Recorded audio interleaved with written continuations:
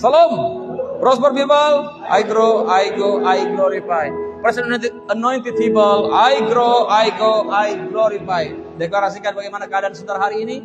Aku sehat, aku kuat, aku makmur, aku panjang umur, aku awet muda dan diberkati Tuhan. Katakan amin. Silakan duduk. Grace to you. Amin. Seperti biasa, mari kita katakan, aku adalah anak kesayangan Bapa. Aku adalah anak yang paling dikasihi Tuhan. Aku adalah kebenaran Bapa dalam Yesus.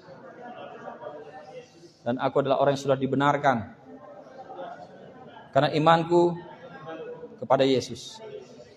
Amin. Bapak Ibu saudara sekalian, semakin waktu hari kita semakin dituntun Tuhan untuk mengerti, memahami tentang firman kasih karunia. Amin. Saudara diberkati ya, dari waktu ke waktu saudara semakin menyadari, memahami tentang perbuatan Tuhan dalam kehidupan saudara. Ya. Seperti apa yang saya sampaikan dalam beberapa waktu yang lalu. Ya. Dan saudara juga sudah pasang di wall saudara ya beberapa.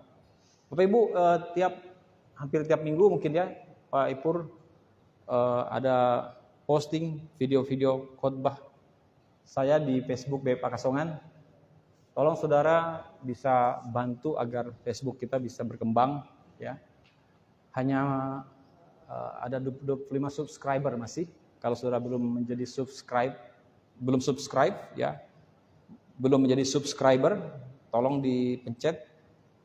Ya, kemudian bisa share, bagikan ke orang lain. Amin.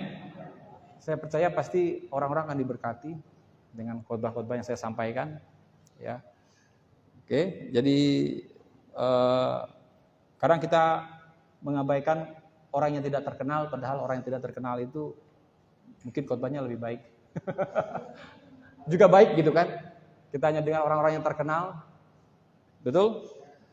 Padahal yang tidak terkenal juga khotbahnya luar biasa.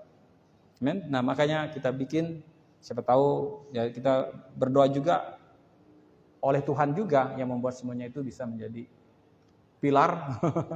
Orang-orang bisa mendengar khotbah-khotbah yang saya sampaikan, sesuatu yang sangat out the box, di luar daripada cara berpikir orang kebanyakan. Bahkan tadi pagi saya membagikan firman yang sebetulnya betul-betul basically sangat-sangat dasar. Tetapi banyak orang tidak menyadarinya. Ya, saya juga sudah sampaikan beberapa kali tentang apa yang saya tadi pagi saya sampaikan. Tetapi mungkin tadi pagi saya sampaikan dengan ayat-ayat yang betul-betul mencengangkan, yang kita tidak sadari bahwa ternyata begitu ayat itu sebetulnya tertulis di dalamnya, supaya kita bisa menyadari bahwa sebetulnya bahwa kuasa dosa itu sudah tidak ada lagi dalam diri kita. Amin. Anda yang hadir tadi pagi, Anda diberkati dengan khotbah tadi pagi. Anda mau mendengar lagi? Amin. Yes, oke. More. Yes. Anda sangat diberkati, makanya Bapak Ibu sekalian, Anda sangat beruntung. Anda mendapatkan 5 miliar tadi pagi. Amin. Oke. Baik, saya bagikan rema.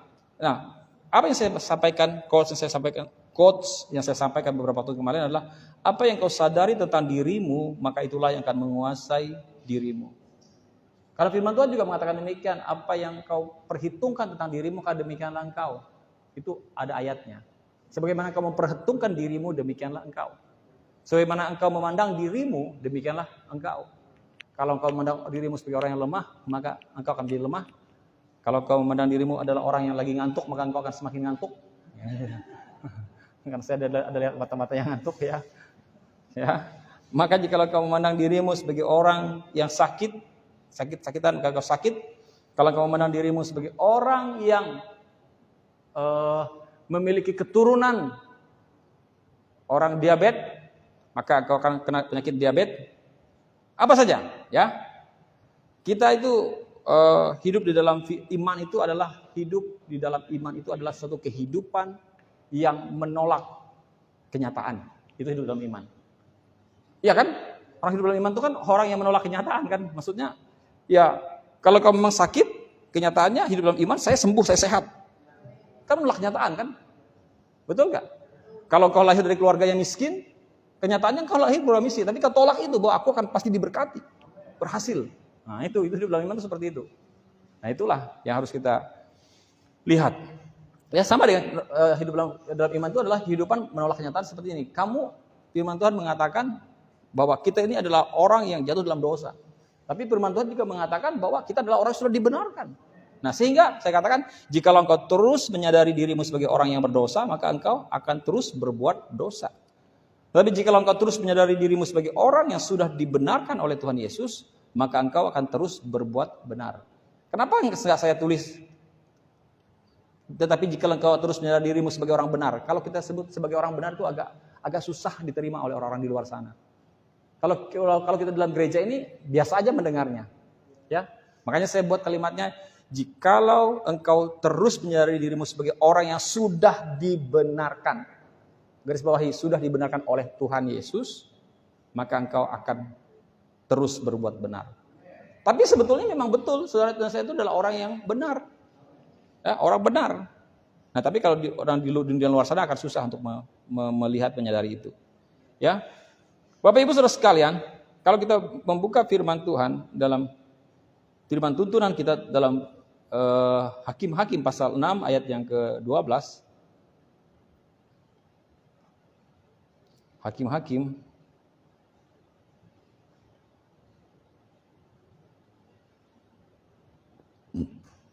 ya, pasal 6 ayat 12.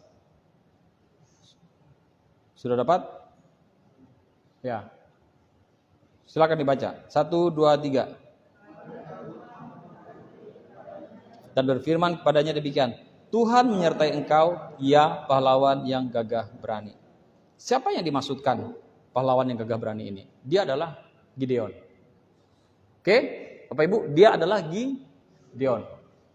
Nah, Bapak Ibu, kalau kita baca dalam cerita tentang seorang yang bernama Gideon, Gideon itu, Bapak Ibu, ya, adalah orang yang seorang Israel, bangsa Israel, yang dia muncul ketika bangsa Israel menderita penindasan dari bangsa Midian. Selama 7 tahun mereka ditindas. Dan menyebabkan mereka hidup dalam kemiskinan, hidup dalam penindasan, hidup dalam ketakutan, ya, dan bahkan hasil panen mereka dirampas. Itu Gideon. Dan Gideon itu berasal dari suku kecil yang bernama suku Manasye. Ya. Suku Manasye. Dan dikatakan Gideon yang berasal dari suku Manasye yang paling kecil di antara keluarga Yoas dari kota yang bernama Opra. Ya. Oprah Winfrey. Oke, Oprah ya. Dipilih oleh Tuhan melalui malaikat untuk membebaskan Israel dari Midian. Ia adalah seorang yang awalnya tidak percaya bahwa dia mampu, dan bahkan Tuhan menggunakan kelemahan Gideon untuk menunjukkan kuasa Tuhan. Jadi Tuhan itu gitu. Jadi kalau dia lihat lemah, dia pakai kau untuk menunjukkan kuasanya. Kalau orang itu kuat, Tuhan di situ orang pikir, oh itu bukan Tuhan. Kan dia sudah memang kuat. Mengerti maksud saya? Tapi kalau dia lemah, ternyata tiba-tiba dia kuat. Wih, siapa yang bikin dia kuat? Nah di situ Gideon cerita, Yahweh, Jehovah, Allah. Nah seperti itu. Amin. Jadi kita harus melihat bahwa latar belakang Gideon itu dia adalah orang yang betul-betul hidup dalam keluarga yang miskin, dan bahkan dia merasa dirinya adalah orang yang tidak mampu. Ya, dia seorang penakut, dia itu khawatir. Tetapi Tuhan berbicara kepadanya di dalam pasal 6 ayat 12 ini, bahwa Tuhan menyertai engkau, ya pahlawan gagah berani. Saudara ingat bagaimana caranya dia yakin akan pernyataan Tuhan untuk hidupnya. Bagaimana cara Gideon meyakinkan dirinya? Apa yang dia katakan kepada Tuhan? Ingat gak cerita Gideon? Bagaimana ceritanya? Ingat? Hah? Memakai apa? Dia pakai apa? Pakai embun. Iya kan? pakai embun kan? Dia katakan, Tuhan, kalau memang itu adalah Engkau, ya, saya taruh kayak kulit, ya, kulit hewan gitu, ya. Besok pagi 2 kali. Kalau cuma kulit ini yang basah dan sekelilingnya kering, nah seperti itu. Oke, gitu kan? Tuhan bikin kulit itu basah, yang lainnya kering. Nah, kemudian besok bikin lagi, besok bikin lagi. Jikalau sebaliknya, kulit ini kering dan sekelilingnya basah, ya kan? Kan embun, ada embun pagi kan? Dan Tuhan buat lagi, akhirnya dia percaya. Nah itu Gideon. Oke, nah artinya apa Bapak Ibu? Gideon adalah orang yang memang menganggap dirinya tidak mampu, merasa dirinya tidak mampu. Karena dia juga berasal dari keluarga yang miskin. Tetapi Tuhan justru memakai Gideon melalui ketidakmampuannya dan kemiskinannya itu untuk menyatakan kuasanya. Itu yang saudara harus pahami. Ya. Nah, pikiran-pikiran yang seperti Gideon ini banyak yang terjadi dalam diri manusia saat ini. Nah, apa yang menyebabkan manusia berpikir seperti itu? Ya, saya akan nanti sampai masuk kepada, kalau sempat nanti saya akan bagikan, mungkin tidak semua, tidak bisa selesai semuanya tentang apa yang saya tadi bagikan, tapi saya akan coba bagikan beberapa bagian nanti. Semoga bisa sempat. Nah, jadi cara berpikir Gideon inilah, ya Bapak Ibu, yang saya sebut dengan cara berpikir orang yang belum ditebus. Sehingga hari ini apa yang saya mau bagikan, judul yang saya khotbahkan pada pagi ini adalah kekuatan pikiran yang telah ditebus. Amin. Kekuatan pikiran yang sudah ditebus. Bahasa Inggrisnya apa? Redeem mind power, ya. Ya, kekuatan pikiran yang sudah ditebus.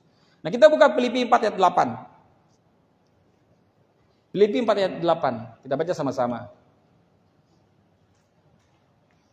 Jadi akhirnya, saudara-saudara, semua yang benar, semua yang mulia, semua yang adil, semua yang suci, semua yang manis, semua yang sedap didengar, semua yang disebut kebajikan dan patut dipuji, pikirkanlah semuanya itu. Ya. Jadi firman Tuhan mengatakan, jadi saudara-saudara, ya, semuanya kalau kita lihat, kenapa bisa tiba-tiba ada ayat seperti itu? Filipi 4 ayat 8 ini. Kalau kita lihat di dalam perikopnya, itu judulnya adalah nasihat terakhir. Oke. Saudara bisa lihat bagaimana baca nanti. Kalau kita lihat di ayat yang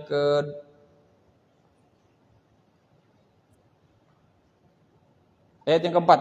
Bersukacitalah senantiasa dalam Tuhan. Sekali lagi, kukatakan bersukacitalah. Hendaklah kebaikan hatimu diketahui semua orang. Tuhan sudah dekat. Nah, ini nasihat Rasul Paulus pada jemaat di Filipi. Janganlah hendaknya kamu khawatir, katanya, tentang apapun juga, tetapi nyatakanlah dalam segala hal keinginanmu kepada Allah dalam doa dan permohonan dengan ucapan syukur. Damai sejahtera Allah yang melampaui segala akal akan memelihara hati dan pikiranmu dalam Kristus Yesus. Damai sejahtera Allah yang melampaui segala akal akan memelihara hati dan pikiranmu dalam Kristus Yesus. Jadi akhirnya setelah dia katakan seperti itu, jangan khawatir. Kemudian disuruh berdoa bahwa keadaan bumi ini sudah semakin dekat, ya. Kemudian dia katakan juga bahwa Allah akan memelihara hatimu, dan dia katakan jadi pada akhirnya, ya, saudara-saudara sekalian, pada akhirnya dia katakan semua yang benar, semua yang mulia, semua yang adil, semua yang suci, semua yang manis, semua yang sedap didengar, semua yang disebut kebajikan dan patut dipuji, pikirkanlah semuanya itu. Itu terkorelasi dengan apa yang saya katakan, bahwa dengan apa yang tadi saya katakan, bahwa apa yang engkau sadari tentang dirimu, maka itulah yang akan menguasai dirimu. Jadi jika engkau pikirkan, menyadari akan dirimu adalah orang yang sudah dibenarkan, mulia, adil, suci, manis didengar, sedap didengar, ya, semua disebut kebajikan, patut dipuji, pikirkanlah semuanya itu. Kenapa? Karena hal-hal itulah yang akan terjadi pada dirimu. Amin. Hal itulah yang akan terjadi kepada dirimu. Seperti apa yang kau pikirkan tentang dirimu, maka demikianlah dirimu. Nah, Bapak Ibu, saya sebut ada sebuah film namanya film mental. Kalau kita bisa melihat Di dalam diri kita ini ada sebuah film dalam mind kita ini. Our mind, ya, pikiran kita. Yang disebut dengan namanya film mental. Nah, sekarang pertanyaannya, apa yang sedang kau putar di dalam kepalamu pada hari ini? Di dalam mentalmu hari ini, dalam pikiranmu hari ini, apa yang sedang kau pikir? Apa yang sedang kau putar? Apa yang sedang saudara putar? Oke. Saudara memutar tentang kekhawatiran, saudara memutar tentang banyak hal. Ya. Bahkan Bapak Ibu, kehidupan hari ini banyak dirusak. Saya sebut namanya dengan dirusak oleh filsafat atau filosofi dunia yang menyesatkan. Banyak sekali di dalam dunia ini ada filosofi, ada filsafat dunia ini yang merusak diri kita, merusak pikiran kita, sehingga membuat kita melenceng keluar daripada apa yang sebenarnya Tuhan lakukan. Nah, ketika peristiwa film mental itu ditunjukkan, yang pertama kali adalah ketika kejatuhan manusia dalam dosa yang terjadi pada Hawa. Oke? Nah, pada saat itu jelas sekali bahwa iblis menggunakan ketidaktahuan Hawa akan perkataan Tuhan. Karena ketika Tuhan berbicara itu, Bapak Ibu Saudara sekalian, dia tidak berbicara kepada Hawa, dia bicara kepada Adam. Dan pada saat Tuhan berbicara kepada Adam, Hawa tidak ada. Dari mana Hawa tahu hal itu? Dia tahunya dari Adam. Tetapi iblis berusaha untuk memutarbalikkan perkataan Tuhan kepada mereka. Oke, sudah tahu itu, dan Hawa terjebak dalam hal itu. Dan dengar baik-baik, Adam dan Hawa, mereka tidak punya petunjuk.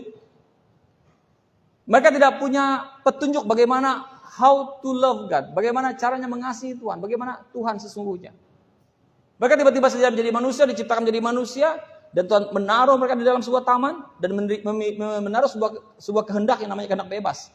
Dan ingat baik-baik, saya katakan bahwa Bapak Ibu Saudara sekalian, hal yang paling berisiko yang Tuhan taruh, ketika Tuhan menciptakan manusia adalah ketika Tuhan memberikan kehendak bebas kepada manusia itu sendiri.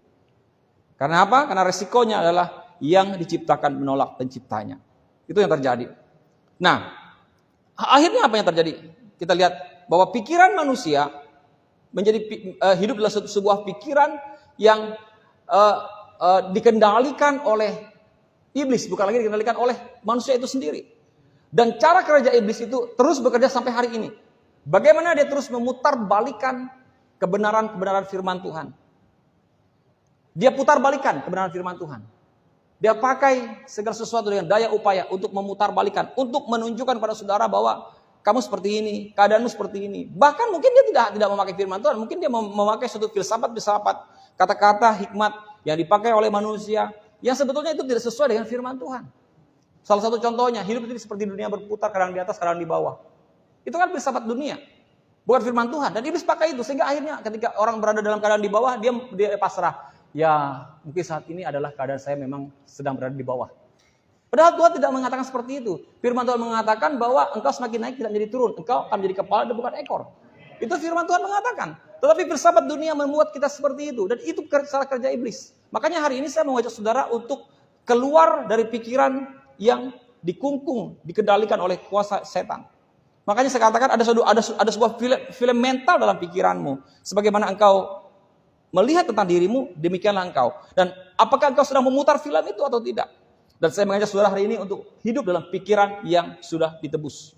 Ya, apakah pikiran yang kita putar dalam pikiran kita, apakah itu pikiran tentang kekalahan mungkin, atau pikiran tentang putus asa, atau pikiran tentang kemenangan, atau pikiran tentang kemurahan Tuhan. Berbagai macam pikiran-pikiran itu. Ya, berbagai macam pikiran. Jadi iman itu artinya adalah mengatakan apa yang Tuhan katakan tentang kita, dan melihat apa yang Tuhan lihat dalam diri kita dan situasi yang sedang kita hadapi. Jadi iman itu artinya adalah mengatakan apa yang Tuhan katakan tentang kita dan melihat apa yang Tuhan lihat dalam diri kita dan situasi yang sedang kita hadapi. Itu iman. Amin. Oke, katakan apa yang Tuhan katakan tentang dirimu. Kalau Tuhan mengatakan kita adalah orang yang seperti ini, ya kita seperti ini. Kita adalah orang yang sudah dibenarkan, maka kita ini adalah orang benar. Amin. Nah inilah cara berpikir adalah orang yang sudah ditebus. Jadi Bapak Ibu, diperlukan pikiran untuk menyembuhkan sebuah pikiran. Bagaimana maksudnya? Oke. Maksudnya gimana? Diperlukan pikiran untuk menyembuhkan sebuah pikiran. Ya, artinya apa? Diperlukan pikiran Kristus. Pikiran yang sudah ditebus untuk menyembuhkan pikiran kekalahan, pikiran dunia. Seperti itu. Ya. Tidak seperti yang diajarkan dunia, Bapak Ibu. Bahwa untuk mendapatkan ketenangan kita harus mengosongkan pikiran. Itu dunia seperti itu. Kita harus kosongkan pikiran untuk supaya mendapatkan ketenangan. Cara Tuhan apa? Cara Tuhan justru sebaliknya, bukan mengosongkan, tetapi isi pikiran saudara dengan pikiran baru yang penuh dengan kuasa dan pikiran yang sudah ditebus. Oke? Sudah ditebus. Nah, jelas tadi Paulus katakan, akhirnya saudara-saudara, semua yang benar, semua yang mulia, semua yang adil, semua yang suci, semua yang manis, semua yang sedap didengar, semua yang disebut kebajikan dan patut dipuji, pikirkanlah semuanya itu. Jadi apa? Bukan hanya berusaha untuk mengeluarkan pikiran negatif, Bapak Ibu. Ya, dengan kekuatan kita sendiri. Bukan hanya berusaha untuk mengeluarkan pikiran negatif dengan kekuatan kita sendiri, tetapi isi pikiranmu dengan pikiran Kristus. Seringkali kita kan berusaha untuk menolak pikiran-pikiran negatif. Tetapi kita tidak melakukan sesuatu untuk mengisi pikiran Kristus. Saudara ngerti maksud saya? Ada orang yang tidak mengerti firman. Mereka menolak pikiran-pikiran itu. Menolak. Tapi mereka tidak mengisinya dengan firman. Maka itu tidak akan berhasil. Semakin engkau menolaknya, semakin itu akan semakin kuat. Tetapi ketika engkau sebaliknya, engkau akan mengisi pikiranmu dengan pikiran Kristus, mengisi pikiranmu dengan firman Tuhan, banyak-banyak mendengar firman Tuhan, maka firman Tuhan juga mengatakan bahwa firman Tuhan itu adalah seperti air yang membasuh, yang menyucikan. Jadi bagaimana caranya untuk hidup dalam pikiran yang sudah ditebus? Isi pikiranmu dengan firman. Firman itu yang akan membasuhnya. Firman itu yang akan membuang kekotoran dalam setiap pikiran kita. Jadi bukan hanya berusaha untuk mengeluarkan pikiran negatif dengan kekuatan kita sendiri. Bapak Ibu, dibutuhkan pikiran baru yang menggantikan pikiran yang lama. Pikiran apa? Pikiran Kristus. Firman Tuhan. Diperlukan kepercayaan yang benar untuk menggantikan kepercayaan yang salah. Oke? Diperlukan kepercayaan yang benar untuk menggantikan kepercayaan yang salah. Kita memerlukan kebenaran Tuhan untuk menggantikan kebohongan-kebohongan iblis. Di mana kebohongan-kebohongan iblis itu adalah kebohongan yang memenjarakan kita. Betul? Jadi kita membutuhkan kebenaran Tuhan untuk menggantikan kebohongan-kebohongan iblis yang memenjarakan kita. Jadi jika saat ini ada pikiran yang salah, ada pikiran yang buruk atau negatif dalam pikiran kita tidak bisa menghilangkannya. Ya kita tidak bisa berhenti untuk berusaha untuk menghentikannya, ya, nggak bisa. Dengan konsep pikir kita sendiri, kita harus mengisinya dengan firman Tuhan. Oke, anak-anak, nih, ya, anak-anak, dengar baik-baik, isi hidupmu dengan firman Tuhan. Oke, karena dunia ini semakin jahat. Kalau saudara tidak mengisi hidupmu dengan firman Tuhan, kalau saudara anak-anak punya kesempatan untuk disuruh ibadah, semangat beribadah. Cari Tuhan, karena hanya itulah caramu untuk supaya pikiranmu semakin hari semakin bersih. Ya, amin. Jadi mungkin ada orang-orang yang sedang dalam keadaan sakit, menderita dalam keadaan ada orang-orang yang terbaring di ranjang rumah sakit kan, seperti itu. Bagaimana orang yang seperti itu? Pasti pikiran itu, saya nggak tahu ya, pasti pikiran-pikiran orang seperti itu mungkin hanya berpikir, bisa mati aku nih, jangan-jangan aku mati. Saya pernah alami itu, saya berpikir saya akan mati. Tapi karena saya memiliki pikiran Kristus, saya menolak itu. Saya deklarasikan kehidupan, saya deklarasikan bahwa saya umur panjang, dan terjadi kehidupan itu. Oke, Bapak Ibu? Jadi, berhentilah mencoba menghapus pikiran buruk dalam pikiran saudara, tidak akan berhasil. Semua itu tidak akan berhasil.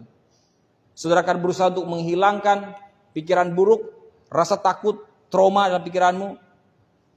Tidak akan bisa hilang jika saudara tidak mengisi pikiranmu dengan pikiran Kristus. Yang kau harus lakukan adalah mengganti pikiran itu dengan pikiran yang berasal dari Tuhan. Itu satu-satunya cara untuk mengatasi pikiran-pikiran yang salah. Ya. Dan itu caranya memulai proses kesembuhan dan pemulihan di dalam pikiran saudara. Maka saya beberapa waktu yang lalu saya katakan, jangan hidup dalam cara berpikir trauma. Trauma itu bukan sesuatu yang berasal dari surga. Saya tekankan kepada saudara. Kalau pikiran dunia ini mengatakan, biasa saja orang trauma. Makanya tadi saya katakan, jadi iblis itu berusaha untuk merusak kita. Ya, dengan pikiran-pikiran yang kita anggap biasa dalam dunia ini. Saya berdoa agar saudara bisa, ketika saudara dengar kalimat, statement, atau apapun, supaya saudara mendapatkan hikmat bahwa itu adalah sesuatu hal yang tidak benar. Itu bukan berasal dari surga, itu bukan berasal dari firman Tuhan. Saudara harus temukan itu. Makanya sampai saya menemukan satu titik, satu pengertian bahwa trauma itu bukan sesuatu yang berasal dari Tuhan. Bukan satu pengertian yang diajarkan dalam Alkitab. Tetapi itu sesuatu yang dibuat oleh iblis. Supaya engkau tetap hidup di dalam kekalahanmu. Halo, iblis berusaha untuk mengajak saudara untuk tetap hidup di dalam keadaanmu seperti itu. Ya kan? Kadang-kadang ada pendeta, ada siapa gembala atau orang yang bercerita tentang trauma masa lalunya. Dan dia memakai trauma masa lalunya untuk sebagai bahan dari khotbah yang seperti seolah-olah seolah-olah baik seperti itu kepada jemaat. Karena dia tidak mengerti. Hal itu tidak perlu disampaikan. Justru itu harus katakan bahwa trauma itu harus hilang dari hidupmu. Mengerti maksud saya? Ya, misalnya saya sampai seperti ini. Karena saya pernah menjadi anak yang trauma gitu kan. Pernah dibeginiin. Makanya saya perlakukan juga anak saya seperti itu. Ngerti apa tidak? Itu bisa disampaikan dalam khotbah. Padahal itu salah. Ya kan? Karena peristiwa trauma masa lalumu, maka kau membentuk dirimu untuk kau memperlakukan anakmu seperti ini. Tidak seperti itu, Bapak Ibu. Oke? Bukan seperti itu. Ya memang akhirnya kita memprotek anak kita supaya tidak terjadi seperti kita, itu bagus. Tapi dasarnya bukan karena traumatik. Bukan karena trauma itu yang mengendalikan engkau. Tapi karena kebenaran firman Tuhan. Karena engkau memang harus menjaga anakmu. Karena engkau memang harus memproteksi dirimu. Misalnya ada seorang perempuan yang mengalami pelecehan seksual. Dia menjadi seorang ibu. Menjadi suatu trauma pada masa lalunya. Lalu trauma itu terus berlanjut dalam kehidupannya. Dan itu merusak hubungannya. Mungkin hubungannya dengan orang lain. Terhadap anaknya. Terhadap suaminya. Bahkan dia mungkin keras dengan anaknya. Supaya anaknya tidak seperti dia. Dan justru sebaliknya. Membuat anaknya jadi rusak. Anaknya jadi terluka. Karena gara-gara apa? Gara-gara trauma yang tidak sembuh pada masa lalunya. Saudara mengerti maksud saya? Nah itu pikiran-pikiran yang merusak. Yang mengganggu kehidupan kita. Dan maka saya katakan. Saya sangat tegas mengatakan. Jangan hidup di dalam traumatis atau traumatik. Apapun itu. Trauma naik motor kah? Trauma naik mobil kah? Trauma apa? Trauma naik sepeda kah? Trauma naik dikejar anjing kah? Trauma makan di satu warung di manakah? Ya kan? Iya kan? Trauma apa saja? Jangan. Trauma dikejar anjing di tempat itu, nggak mau lagi lewat itu karena itu pernah dikejar anjing. Belum tentu anjingnya hidup seumur hidup di situ. Bisa saja anjingnya sudah mati. Belum tentu anjingnya terus nongkrong di situ setiap kali kamu lewat. Bisa saja anjingnya lagi di rumah. Atau sudah masuk rincing. Atau lagi main-main di dalam. Iya kan? Akhirnya kita coba saudara pikirkan dan bayangkan. Kekuatan pikiran itu. Di dalam diri manusia. Yang begitu betul-betul merusak. Makanya saya katakan judulnya adalah. Bapak Ibu saudara sekalian. Kekuatan pikiran yang telah ditebus. Jadi saudara hidup dalam pikiran yang sudah ditebus. Amin. Dan sebetulnya basically. Daripada kerusakan pikiran tadi adalah. Sesuatu yang tadi saya bagian dari pagi. Bahwa manusia terlalu sadar dirinya akan dosa. Terlalu hidup dalam sin conscious. Bukan Christ conscious. Amin. Jadi Bapak Ibu saudara sekalian. Saudara mulailah memeditasikan kebenaran firman Tuhan setiap hari. Contohnya kayak Yesaya 53 ayat 5. Ini terjadi tentang orang yang mengalami sakit. Ya. Yesaya 53 ayat 4 sampai 5. 4 dan 5. Tetapi sesungguhnya penyakit kita lah yang ditanggungnya, dan sengsaraan kita lah yang dipikulnya. Padahal kita mengira dia kena tulah, dipikul dan ditindas Allah. Ayat 5. Tetapi dia tertikam oleh karena pemberontakan kita. Dia diremukkan oleh karena kejahatan kita. Ganjaran yang mendatangkan keselamatan bagi kita ditimpakan kepadanya. Dan oleh bilur-bilurnya kita menjadi sembuh. Nah, ini firman Tuhannya. Halo Bapak Ibu, ini kebenaran firman Tuhannya. Dia katakan, tetapi sesungguhnya penyakit kita lah yang ditanggungnya. Jadi bagi orang-orang yang hidup dalam suatu keadaan yang sakit, atau didiagnosa sakit, atau engkau sedang bergumul dengan suatu keadaan tubuh yang tidak baik dan tidak enak, ya, come on, ganti cara berpikirmu, ya, dengan pikiran-pikiran Kristus. Amin. Mulailah meditasikan kebenaran firman Tuhan. Isi pikiranmu dengan pikiran firman Tuhan. Amin. Ini kita, saya rasa hal ini kita sudah katam. Kita sudah tamat tentang memahami bagaimana mengisi hidup dengan firman Tuhan untuk mengalahkan setiap pikiran-pikiran yang tidak baik, tidak benar. Amin. Yuk, Mazmur 91 ayat 16. Mazmur 91 ayat 16. Kita baca. 1, 2, 3. Dengan panjang umur akan kukenyangkan dia, dan akan kuperlihatkan kepadanya keselamatan daripadaku. Jadi Bapak Ibu, mulailah memutar film mental dalam pikiranmu. Film mentalnya apa? Film mental di mana engkau sembuh. Film mental yang kau putar di mana engkau sehat. Long life, panjang umur. Amin. Dikatakan dengan panjang umur akan kukenyangkan dia. Jadi putarlah film-film mental dalam pikiranmu bahwa kau tidak akan masuk rumah sakit. Amin. Tidak akan ada pisau operasi yang menyentuh hidupmu. Mulai pikirkan itu. Film-film mental yang seperti itu. Jadi mulailah hidup dalam pikiran-pikiran di mana engkau berbahagia, engkau bersenang-senang. Ya, engkau enjoy menikmati hidupmu. Oke, yang menantikan istrinya pindah, mulai pikirkan bahwa istrimu pindah dari sana, menikmati kebersamaan selalu setiap hari. Mulai pikirkan hal itu. Amin. Penli.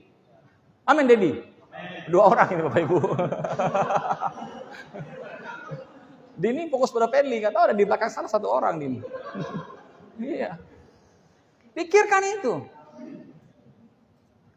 Ini suatu kesaksian yang powerful, yang sangat kuat, yang saya alami, saya saksikan Bapak Ibu. Masih ada orangnya. Dan kesaksiannya memang itu yang terjadi. Waktu saya doakan mamahnya Doni waktu sakit di Bandung dulu. Hal itu yang saya katakan. Saya memutar film-film yang baik dalam pikiran tante saat itu. Ya kan? Yang ada saat itu saya, Dini, dan ibunya. Bukan Dini ini. Dini kakaknya Doni. Jadi harus catat baik-baik. Bahwa Pak Doni Wandira ini, bapaknya Depan, punya kakak yang bernama Dini. Ya. Gak tahu dia kenapa bisa menikah juga perempuan, istri juga dapatkan Dini juga namanya. Ya. Jadi saya betul-betul, dan itu mamanya kesaksian, Mama Doni kesaksian, dan dia ingat doa itu. Apa yang saya doakan itu betul-betul melekat, tersimpan, terpatri dalam hatinya. Dan saya katakan, Tante, kau bayangkan Tante bahwa Tante akan hadir dalam pernikahan Doni, mendampingi Doni dalam pernikahan. Tante umur panjang, Tante pasti sehat, hidup sehat, umur panjang. Pikirkan Tante bahwa Tante akan menggendong cucu-cucu Doni dan Dini nantinya. Saya ucapkan itu, dan itu juga yang dia saksikan. Dia ingat itu, dan terjadi sampai hari ini, long life. Terjadi semuanya. Saya mengajak Tante saat itu, mamanya Doni, untuk, bukan Mama Doni sebetulnya, mamanya Ima, ya. Karena kakak yang tertua namanya Ima. Indu Ima, ya kan. Kakaknya tertua namanya Ima, ya. Jadi mamanya Doni saat itu saya putarkan film mental yang baik. Amin. Jadi putar gitu. Ya.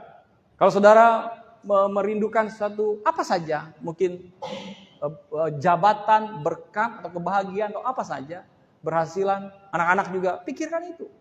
Agus, amin. Pikirkan Gus. Ya. Amin Gus. Sekalipun mamamu ada di luar negeri sana. Cari uang buat kamu. Pikirkan mental yang baik depan. Ya. Freddy apa? Siapa namanya? Freddy ya. Freddy. Amin Freddy. Amin. Mantap Freddy. Amin. Ya, jadi pikirkan. Bapak Ibu, pikirkan mental dalam kehidupanmu. Amin. Ya, seperti itu. Jadi mulailah Bapak Ibu memutar film mental dalam dirimu. Segala kebaikan itu dalam dirimu. Amin. Mari kita lihat Bapak Ibu. Apa yang mendasari kenapa manusia berpikir dalam pikiran-pikiran yang begitu banyak salah. Satu jawabannya, karena manusia masih berpikir dirinya adalah manusia yang berdosa. Kita mau lihat di dalam Roma pasal 5 ayat yang ke-18. Ini yang saya bagikan tadi pagi. Ya. Saya punya waktu mungkin sekitar 15 menit. Saya akan selesaikan ini. Ayat 18 di Roma 5 ayat 18. EPYH langsung. EPYH langsung. Oke, baca ya. Ya. Dosa Adam membawa hukuman bagi semua orang. Tetapi kebenaran Kristus menjadikan manusia benar di hadapan Allah sehingga mereka dapat hidup. Adam menyebabkan umat manusia berdosa. Ya, Roma 5 ayat 18 sampai 21. Terjemahan FAYH. Adam menyebabkan umat manusia berdosa karena ia tidak taat kepada Allah. Dan Kristus menjadikan umat manusia berkenan di hadapan Allah karena ia taat. Jadi saudara berkenan hari ini bukan karena engkau taat, tetapi karena Kristus taat. Amin. Jadi kebenaran yang saudara dan saya peroleh bukan karena ketaatanmu, tetapi karena ketaatan Kristus. Jadi jangan bermegah atas perbuatanmu. Jangan bermegah atas kebenaranmu. Tapi bermegahlah karena perbuatan Kristus kepada dirimu. Ya. Nah, hukum Taurat diberikan supaya semua orang dapat melihat kegagalan mereka dalam mematuhi hukum-hukum Allah.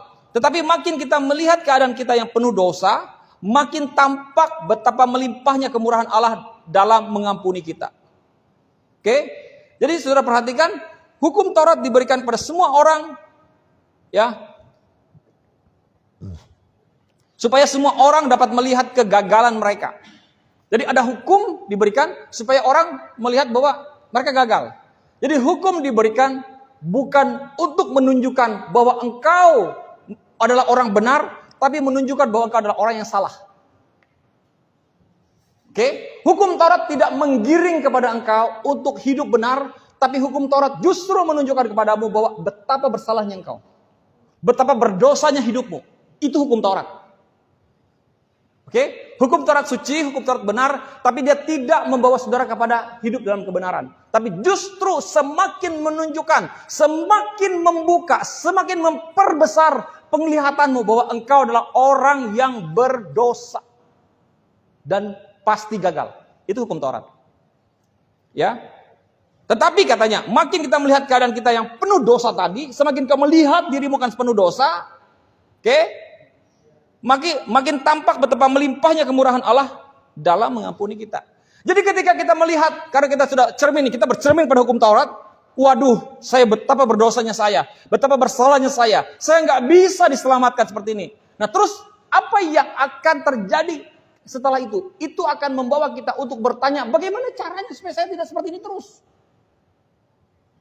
Makanya Tuhan Yesus datanglah kepadaku, engkau yang letih lesu dan berbeban berat. Akulah jalan dan kebenaran dan hidup. Barang siapa yang percaya kepadaku tidak binasa, melainkan beroleh hidup yang kekal. Amin. Sudah paham ini? Sudah mengerti maksud saya? Oke? Jadi ketika engkau melihat dirimu adalah orang yang berdosa, semakin engkau melihat dirimu sebagai orang yang bersalah, maka ketika engkau melihat dirimu seperti itu, Bapak Ibu Saudara sekalian, maka engkau akan datang kepada Yesus. Dan Yesus menyelesaikan semuanya. Nah ketika dia menyelesaikan semuanya untuk hidupmu, jangan lagi hidup di dalam cara berpikir yang tadi. Hukum Taurat menunjukkan ini dosamu, tetapi Yesus Kristus menunjukkan bahwa ini kebenaranmu. Sudah selesai semuanya. Nggak ada lagi dosa dalam dirimu. Nanti saya akan tunjukkan ayat-ayatnya. Ayat 21. Sebelum dosa menguasai semua orang dan membawa mereka kepada kematian, ya, sebelumnya dosa menguasai semua orang. Oke. Sudah dapat itu? Dan membawa mereka kepada kematian. Ya. Tetapi sekarang kebaikan Allah menguasai kita dan membenarkan kita di hadapannya, sehingga kita memperoleh hidup kekal melalui Yesus Kristus Tuhan kita. Jadi dikatakan dalam terjemahan TB bahwa, Bapak Ibu Saudara sekalian, ya, bahwa demikian kasih karunia akan berkuasa oleh kebenaran untuk hidup yang kekal. Jadi dosa menguasai semua orang, tetapi kebaikan Allah atau kasih karunia Allah menguasai orang yang berdosa tadi, sehingga orang itu menjadi benar di hadapan Allah. Pertanyaan saya Bapak Ibu sekalian, apa yang kau butuhkan? Dinyatakan benar di hadapan Allah atau dinyatakan benar di hadapan manusia? Benar di hadapan Allah. Jadi benar di hadapan Allah ini sesuatu posisi yang penting yang harus kita sadari hari ini. Nah, saudara lihat dikatakan ayat 19, Adam menyebabkan umat manusia berdosa. Nah, jikalau dikatakan bahwa Adam menyebabkan umat manusia berdosa, karena ia tidak taat kepada Allah, dan Kristus menjadikan umat manusia berkenan di hadapan Allah karena ia taat. Jadi sebaliknya Bapak Ibu Saudara sekalian, manusia berdosa oleh karena perbuatan Adam. Kalau seseorang berdosa berarti orang tidak berkenan. Amin. Tetapi Yesus Kristus menjadikan umat manusia itu berkenan di hadapan Allah. Jadi perbuatan dosa tadi sudah selesai, sudah hilang, finish. Nggak ada lagi ceritanya. Cerita selanjutnya adalah hidup benar.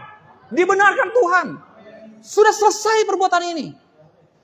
Saya ibaratkan tadi pagi. Ibaratkan ada orang yang karena perbuatannya. Misalnya dia pengedar narkoba. Dia berbuat jahat. Kemudian dia ditangkap. Dia dihukum, dia dipenjara. Dia dihukum, dia dipenjara. Kemudian setelah dia dipenjara, sekian tahun dia jalani penjaranya, kemudian dia bebas. Ya, setelah dia bebas, apa yang dia lakukan? Dia harus hidup di dalam kebebasannya, dia harus menikmati kebebasannya. Namun pertanyaannya, apakah dia bisa lagi masuk dalam penjara? Bisa. Bagaimana caranya? Mengedar narkoba lagi. Atau bikin kejahatan yang lain. Bapak Ibu, ini salah satu contoh sederhana yang mungkin tidak terlalu perfect contohnya. Tetapi setidaknya ini bisa mengena maksud daripada penebusan Yesus. Bahwa kita itu seperti orang yang terpenjara tadi, seperti pengedar narkoba tadi, karena perbuatan Adam. Ya, ibaratkan seperti orang yang karena perbuatan ayahnya koruptor, akhirnya dimiskinkan, dirampas hak asetnya. Ini belum disahkan ini. Undang-undang perampasan hak aset ya, untuk para koruptor. Apa yang terjadi itu? Itu berdampak pada seluruh anak-anak, keluarganya, menantu, dan semuanya. Seluruh keluarga akan dimiskinkan. Tetapi ketika tibanya semuanya akan sudah selesai waktunya. Dikembalikan semua hak asetnya. Dia harus menikmati. Tapi karena terlalu lama hidup dalam penjara, terlalu lama hidup dalam hukuman, dia menikmati hidup dalam hukuman itu. Pikirannya masih dikendalikan oleh hukuman itu. Akhirnya apa? Dia bisa balik lagi menikmati itu. Padahal dia harus menikmati suatu kebebasan yang sempurna. Dia harus menikmati suatu keadaan baru yang dia nikmati. Hidup di luar hidup di luar penjara. Nah, ini gambaran yang terjadi pada diri kita hari ini, orang Kristen. Mereka sudah dibebaskan dari penjara dosa. Sudah tidak lagi hidup dalam penjara dosa, tetapi masih berpikir mereka ada dalam penjara. Masih melakukan perbuatan-perbuatan di dalam penjara. Bahkan masih berpikir akan perbuatan-perbuatan masa lalunya yang begitu menyenangkan, begitu enaknya menikmati hasil daripada penjualan narkobanya misalnya. Padahal ada satu kehidupan baru yang sudah diberikan, yaitu bebas dari penjara dan menikmati cara-cara hidup yang baru. Amin. Dan inilah gambaran contoh orang Kristen hari ini. Saya akan kuatkan apa yang saya sampaikan ini di pasal 6. YH. Kalau begitu, apakah kita akan terus-menerus melakukan dosa supaya Allah dapat menunjukkan lebih banyak kebaikan dan kemurahan hatinya kepada kita? Ya, tentu saja tidak. Kenapa ayat 1 ini bisa muncul seperti itu? Muncul seperti ini kalimatnya. Kalau begitu, apakah kita akan terus-menerus melakukan dosa supaya Allah dapat menunjukkan lebih banyak kebaikan dan kemurahan hatinya kepada kita? Ini didasari oleh ayat 20 tadi, pasal 5. Ayat 20 tadi, coba ayat 20. Hukum Taurat diberikan supaya semua orang dapat melihat kegagalan mereka dalam mematuhi hukum-hukum Taurat, hukum-hukum Allah. Tetapi makin kita melihat keadaan kita yang penuh dosa, makin tampak betapa melimpahnya kemurahan Allah dalam mengampuni kita. Jadi kalau kita baca ayat ini seolah-olah, nggak apa-apa bikin dosa. Karena kalau kita bikin dosa, justru kita akan melihat bahwa betapa melimpahnya kemurahan Allah. Oke, itu maksudnya. Betapa melimpahnya kemurahan Allah dalam mengampuni kita. Nah, makanya Paulus mengatakan di ayat yang ke pasal 6, dia katakan, kalau begitu apakah kita akan terus-menerus melakukan dosa supaya Allah dapat menunjukkan lebih banyak kebaikan, kemurahan hatinya kepada kita? Tentu saja tidak. Haruskah kita terus berbuat dosa padahal sudah tidak perlu lagi? Sebab kuasa dosa atas kita dipatahkan pada waktu kita menjadi orang Kristen dan dibaptiskan untuk menjadi bagian dari Yesus. Kematian Yesus telah menghancur leburkan kuasa dosa dalam diri saudara. Wah. Nah, makanya kebenaran ini Bapak Ibu, kebenaran yang betul-betul yang orang Kristen tidak menyadarinya. Bahwa karya kematian Yesus Kristus itu justru di situ dikatakan apa? Menghancur leburkan kuasa dosa. Kuasa dosa kita dipatahkan waktu kita menjadi orang Kristen. Waktu saudara lahir baru, percaya Yesus, terima Yesus sebagai Tuhan dan Juru Selamat, engkau betul-betul menjadi orang benar dan kuasa dosa di dalam dirimu dipatahkan dan dihancur leburkan. Jadi yang dihancur leburkan apa? Kuasa tabiat, nanti ada ayat-ayatnya. Tabiat dosa. Ya, semacam kayak pabriknya, saya ilustrasikan juga tadi pagi. Pabrik sabun, ya, dihancurkan pabrik sabun, pabriknya dihancurkan. Apakah dia bisa menghasilkan sabun lagi? Tidak bisa. Tapi masih ada sabun-sabun yang di luar kan, yang masih terjual di toko kan sampai habis terjual, ya kan? Tapi dia nggak bisa lagi memproduksi, dan tidak bisa lagi digunakan. Nah, tetapi manusia, Bapak Ibu, itulah yang dilakukan oleh Tuhan maksud saya. Dia juga menghancurkan pabrik dosa dalam dirimu. Sebetulnya itu yang Tuhan lakukan. Makanya saya katakan, sadari apa yang Tuhan lakukan. Bahwa dia sudah menghancur leburkan, mematahkan, memporak-porandakan, hancur, luluh lantak, hancur dan hancur-hancurnya. Apa itu? Pabrik dosa di dalam dirimu. Sadari itu. Tapi kan saya masih bisa jatuh dalam dosa. Paulus juga menyampaikan nanti, dia tidak memungkiri bahwa manusia masih bisa jatuh ke dalam dosa. Seperti yang tadi saya katakan, apakah orang itu masih bisa masuk ke dalam penjara? Masih bisa. Bagaimana caranya? Sadarkan dirinya sebagai orang yang masih terpenjara. Ya kan? Masih bisa. Lakukan aja kembali. Tapi Paulus mengatakan, engkau juga punya pilihan hidup bahwa engkau adalah orang yang sudah benar. Paulus juga menyatakan suatu pilihan hidup, ibaratnya kamu sudah bebas dari penjara. Hiduplah dalam pilihan hidup dengan caranya seperti itu. Lanjut ya. Oke. Ayat 4. Pada waktu Yesus mati, tabiat saudara yang lama yang cenderung kepada dosa dikuburkan bersama dengan Yesus oleh baptisan. Oke? Dan ketika Allah Bapa menghidupkannya lagi dengan kekuasaannya yang mulia, saudara dapat menikmati hidupnya yang baru dan yang menakjubkan itu. Amin. Coba saudara perhatikan, pada waktu Yesus mati, tabiat saudara yang lama, yang cenderung kepada dosa, dikuburkan bersama dengan dia oleh baptisan. Jadi inilah maksudnya Bapak Ibu, kenapa kita harus dibaptis di Islam? Karena ketika kita dibaptis Islam, ada kuasa dosa, tabiat dosa. Makanya itu dikatakan, tabiat saudara yang lama, yang berbuat dosa, yang cenderung kepada dosa, dikuburkan bersama dengan Yesus oleh baptisan. Oke? Dan katanya, oleh ketika Bapa menghidupkannya lagi dengan kekuasaannya yang mulia, saudara dapat menikmati hidupnya yang baru dan yang menakjubkan itu. Karena saudara sudah menjadi bagian dari Yesus, maka dapat dikatakan ayat 5 ya. Karena saudara sudah menjadi bagian dari Yesus, maka dapat dikatakan bahwa pada saat Yesus mati, saudara mati bersama dengan dia. Dan sekarang saudara mendapat bagian dalam hidupnya yang baru. Dan akan dibangkitkan sebagaimana dia dibangkitkan. Jadi Yesus mati, kamu juga mati. Yesus bangkit, kamu juga bangkit.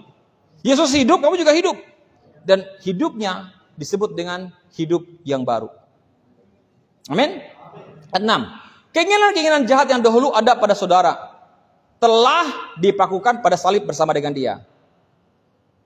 Oke, jadi begini, Bapak Ibu, ini manusia, ada perbuatan lama yang belum ditebus, ada perbuatan yang sudah baru yang sudah ditebus. Oke? Nah, terus dikatakan bahwa ada keinginan jahat pada diri saudara dulu sebelum saudara ditebus. Dan saudara ada kehidupan baru yang sudah ditebus oleh Tuhan. Nah, oke, lanjut ya.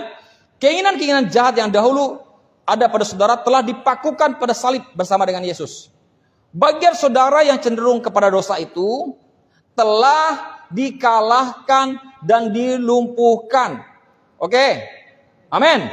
Sehingga tubuh saudara yang berdosa itu tidak lagi dikuasai oleh dosa dan tidak perlu lagi menjadi hamba dosa. Jadi ini betul-betul menyingkapkan, membuka pada pikiran kita bahwa tubuh saudara yang berdosa itu tidak lagi dikuasai oleh dosa. Jadi seharusnya, sesungguhnya yang sebenar-benarnya diri kita ini tidak lagi dikuasai dosa. Dosa itu bahkan tidak bisa lagi memproduksi perbuatan-perbuatan dosa dalam diri kita. Ini susah dipahami orang. Kenapa? Karena mereka selalu berpikir, tapi kan saya masih bikin dosa. Iya, karena engkau masih kecenderunganmu selalu memikirkan untuk perbuatan dosa, berbuat dosa. Makanya tadi saya katakan, kesadaranmu akan dirimu sebagai orang yang berdosa itu membuat engkau terus memproduksi dosa. Padahal pabrik dosanya sudah dihancurkan. Oke, ayat 7. Ketika saudara dimatikan terhadap dosa, saudara dibebaskan dari segala bujukan dan kuasanya. Kan sudah dimatikan. Jadi nggak ada lagi bujukan dan kuasa itu. Oke? Karena tabiat saudara yang lama, ayat 8, karena tabiat saudara yang lama yang cenderung kepada dosa itu apa Bapak Ibu? Mati bersama dengan Kristus. Maka kita tahu bahwa saudara sekarang mendapat bagian dalam hidupnya yang baru. Karena tabiat saudara yang lama yang cenderung kepada dosa itu mati bersama dengan Kristus. Nah, jadi sadari ini Bapak Ibu. Kalau saudara sadari ini, hidup dalam kesadaran ini, ingat baik-baik, engkau akan lupa kapan terakhir engkau berdoa minta ampun akan dosa-dosamu.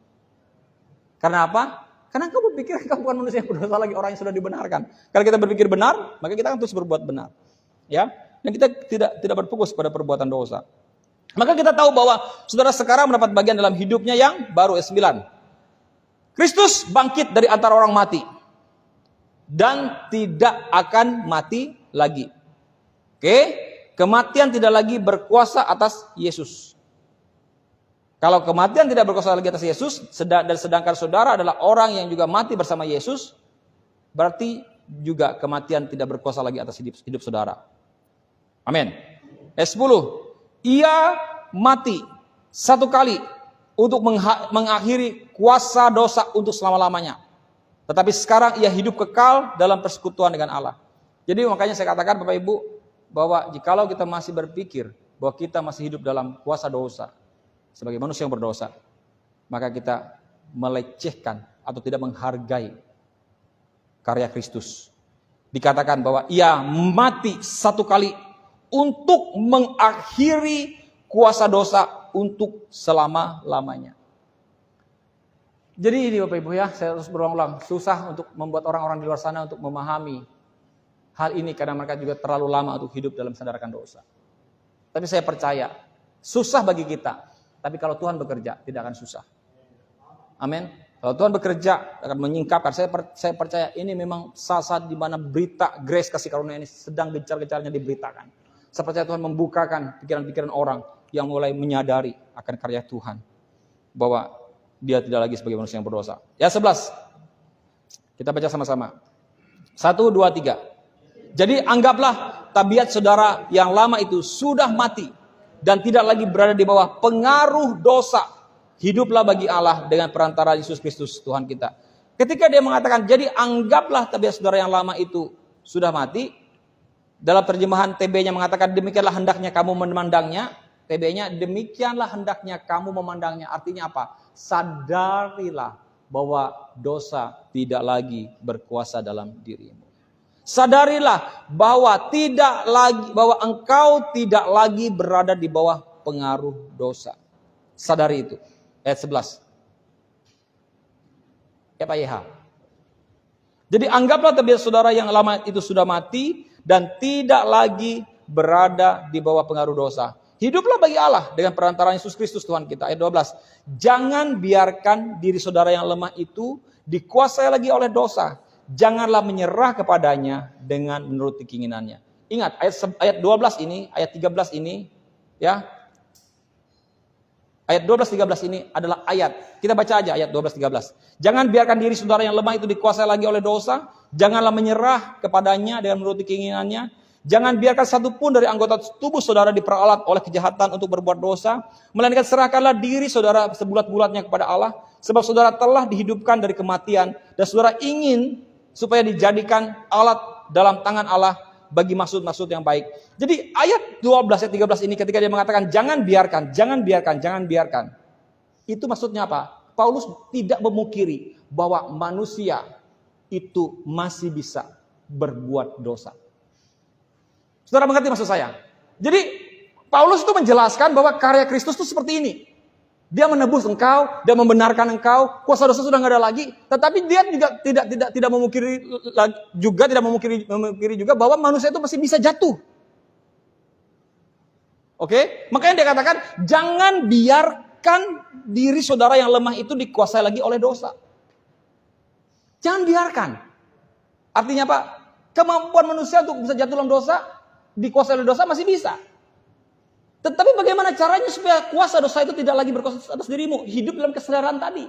Hidup dalam kesadaran bahwa kuasa dosa sudah leburkan oleh Yesus. Sudah dipatahkan. Menyadari dirimu. Enggak lagi. Nah, ketika kau sadar dalam sadar-sadarnya, ya, akan dirimu sudah menjadi orang yang sudah dibenarkan, maka dosa tadi tidak berkuasa di dalam dirimu. Saudara mengerti maksud saya? Amin. Ayat 14.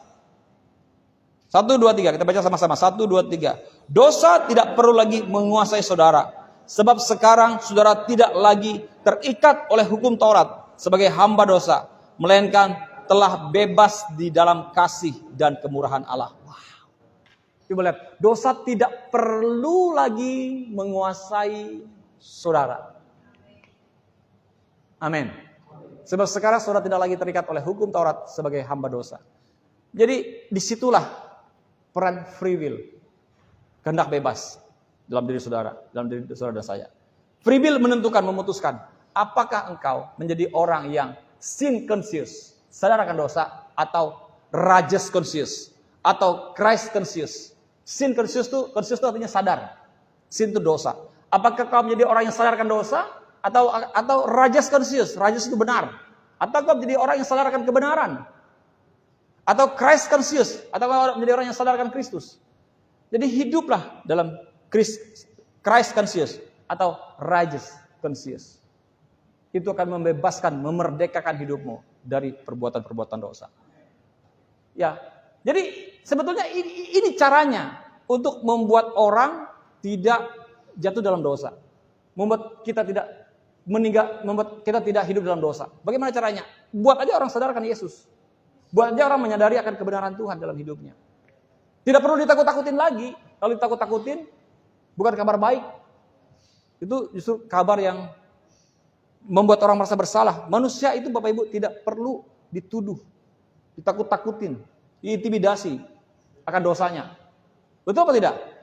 Udah tahu kok sudah berdosa. Betul kan? Gak perlu lagi. Ya kan? Dia udah tahu kok. Bagaimana caranya? Ya tinggal kasih tahu aja bagaimana supaya dia bebas dari dosa. Ya, Bapak Ibu, kalau kita menemukan dalam sebuah pelayanan ada orang yang jatuh, ada orang yang bagaimana, tidak usah terlalu dibangkit, diukit-ukit lagi akan perbuatannya, akan apa. Udah dia udah rasa bersalah. Yang harus kita lakukan apa? Buat dia bangkit dari keterpurukannya, dari rasa bersalahnya. Sadarkan dia bahwa ada pengampunan Tuhan untuk kehidupannya. Amin. Tuhan Yesus berkati. Amin.